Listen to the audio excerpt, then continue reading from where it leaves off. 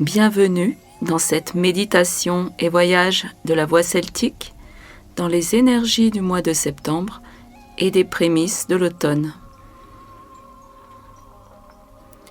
Septembre est un mois de changement.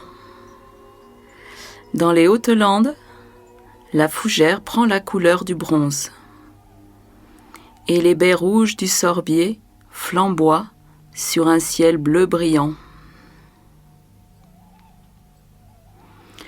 Les mûres et les noisettes sont à maturité dans les haies.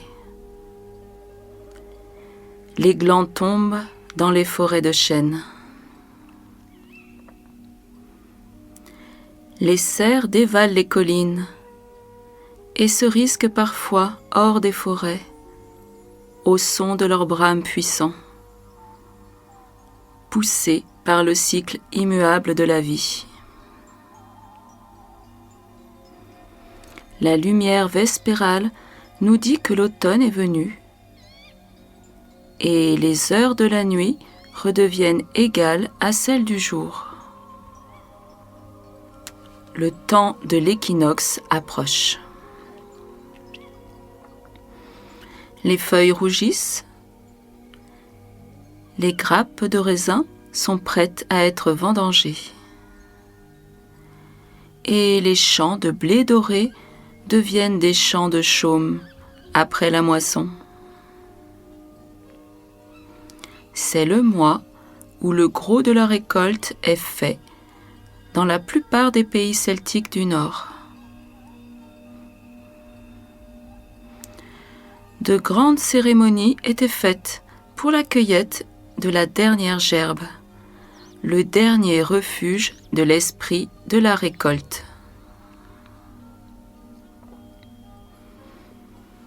La gerbe était souvent tressée, sous la forme d'une femme.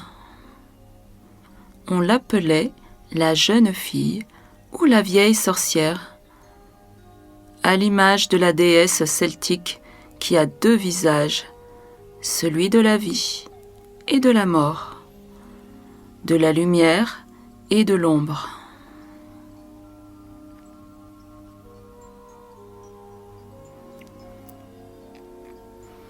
C'est justement une représentation de la déesse selon la tradition galloise que nous allons rencontrer dans ce voyage intérieur aux accents de transformation. Céridwen, ainsi nommée, est vénérée depuis les temps les plus reculés des civilisations celtiques.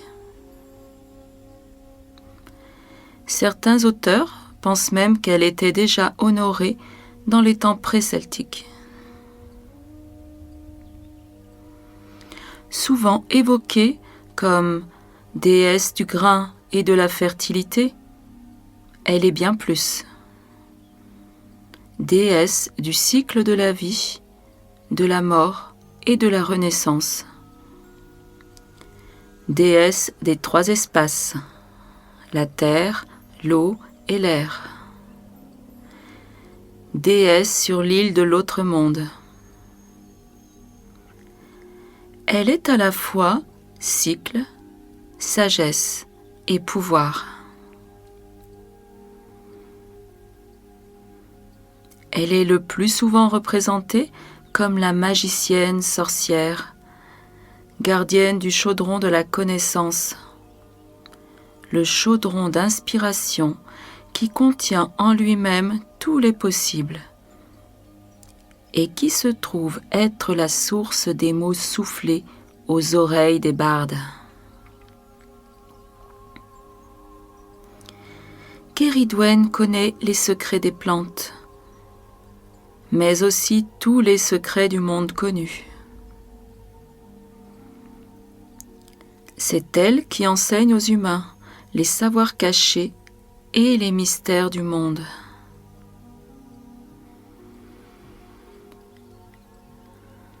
Ses domaines de prédilection sont la transformation et l'alchimie intérieure, la sagesse et le pouvoir.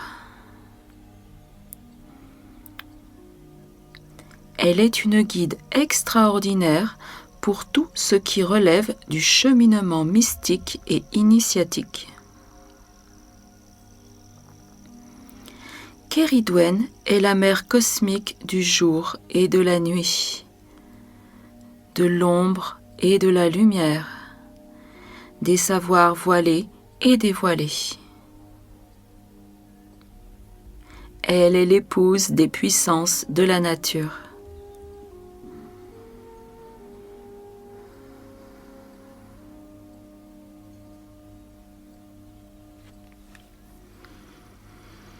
Très souvent, notre vie est bousculée par des événements inattendus. Une union se brise. Nous perdons un emploi. Une maladie ou un accident survient. Notre identité est remise en question.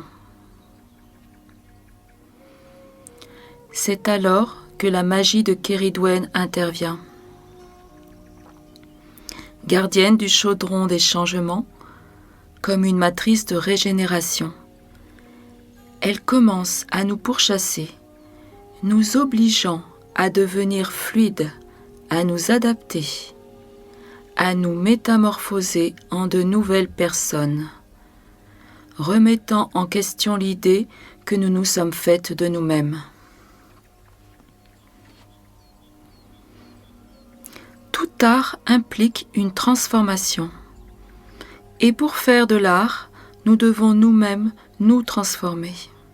Même si nous ne nous considérons pas comme des artistes au sens ordinaire du mot, n'oublions pas que vivre consciemment est un acte créatif dans lequel chaque jour est notre toile à peindre, notre métal à forger, notre chanson à composer.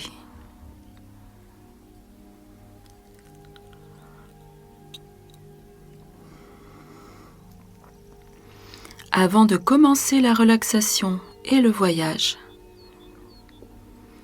je t'invite à te poser un instant pour trouver quelque chose qui se trouve dans ta vie et que tu veux transformer. Ce peut être un sentiment, une situation, une relation, un comportement,